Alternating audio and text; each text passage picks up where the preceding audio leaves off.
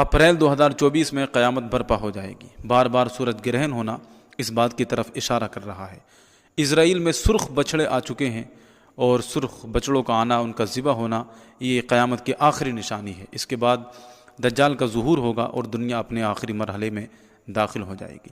یہ چند ایسی باتیں ہیں جو سوشل میڈیا پر بہت تیزی کے ساتھ میں گردش کر رہی ہیں۔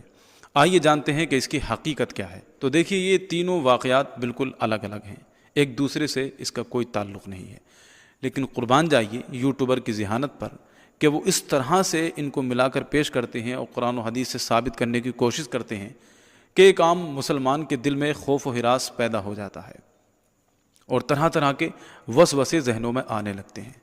آئیے جانتے ہیں اس کی حقیقت کیا ہے۔ تو دیکھیے، سورج گرہن یہ کوئی نئی بات نہیں ہے، صدیوں سے چلا آ رہا ہے۔ چاند اور سورج اپنے اپنے سرکل میں، دائرے میں گردش کرتے ہیں، تو کبھی چاند سورج کے سامنے آ جاتا ہے اور سورج کی روشنی مدھم پڑ جاتی ہے، اسی کو سورج گرہن کہتے ہیں۔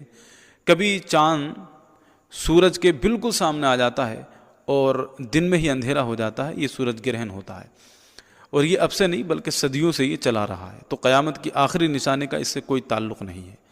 رہا دجال کا ظہور، تو قرآن و حدیث میں جو اشارے اور نشانیاں بتائی گئی ہیں اس کے مطابق دور دور تک ابھی کوئی ایسے آثار نہیں ہے کہ دجال کا ظہور ہو یا دجال آئے۔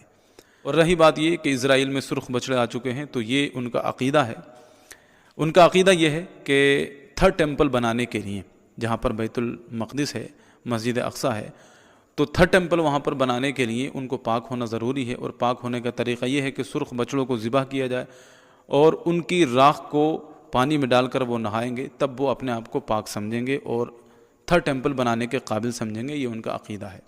کہنے کا مطلب یہ ہے کہ یہ تین الگ الگ واقعات ہیں، ایک واقعے کا دوسرے سے کوئی تعلق نہیں ہے، ایک واقعے کا دوسرے سے کوئی تعلق نہیں ہے۔ تو یہ الگ الگ واقعات ہیں، لیکن یوٹیوبر اس کو اس طرح سے جوڑتے ہیں کہ ایسا لگتا ہے کہ کل ہی قیامت برپا ہو جائے گی۔ تو جب بھی آپ کے سامنے اس طرح کی ویڈیو آئیں تو کسی عالم دین سے رابطہ کیجیے اور حقیقت معلوم کیجیے، اس کے بعد آپ اس پر عمل کیجیے۔